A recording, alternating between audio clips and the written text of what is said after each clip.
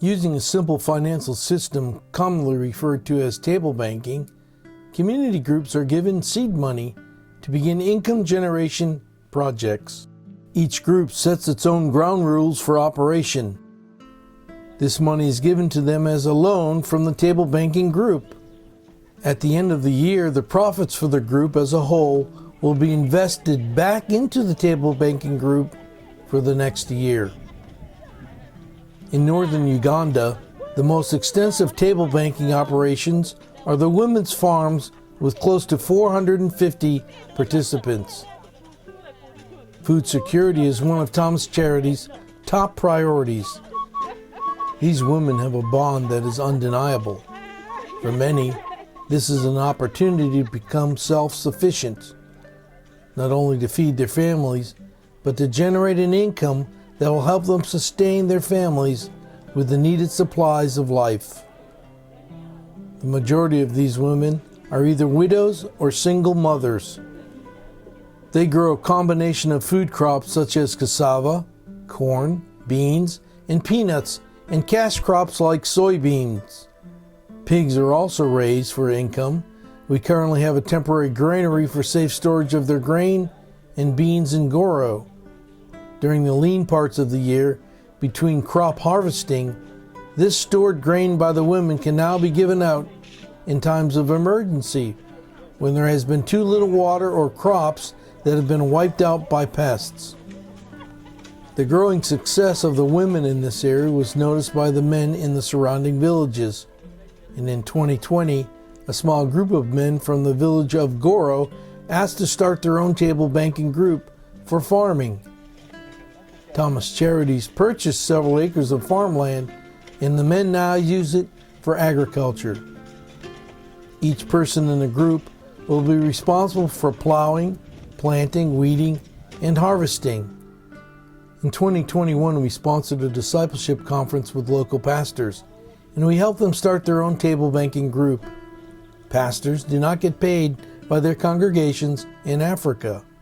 The soil is rich here, but crops struggle to grow due to chronic drought. A deep water well with a solar pump and irrigation system would ensure that the farmers have crops all year round. Akina Patrick-Kandano, our field director in East Africa, is the man who organizes the activities of the men and women. He is a proven and trusted leader. Patrick is loved by everyone here in the Goro area. His work takes him to many areas of Uganda, including here in Karamoja. Located in the northeastern part of Uganda, it is a dry and desolate place, long forgotten by those in the Ugandan government. Life here is very difficult. People get one meal a day if they are fortunate. Water is scarce here. Traditionally, the Karamojong have been nomadic pastoralists, raising cattle for trade, migrating throughout the vast wilderness throughout the year. The Ugandan government has now seized the land for gold and valuable mineral mining, forcing them to become farmers and live off the land. This, of course, is a hard sell. One of those who is trying to help here is Pastor Philip Manong and his wife Agnes. He is a local businessman who is also growing his own food to sell at the market. He is trying to help his people become self-sufficient. Pastor Manong is our connection to many surrounding villages in this area. On this visit, he introduced us to the elders of the village, and they were able to share with me their needs for the village. Their top two concerns were clean water and schools for their children, of whom the vast majority have never attended a school. The illiteracy rate with the traditional Karamojong is a whopping 88%. Pastor Manong not only brings the Word of God to his people, but he also provides them with the opportunity to become self-sufficient.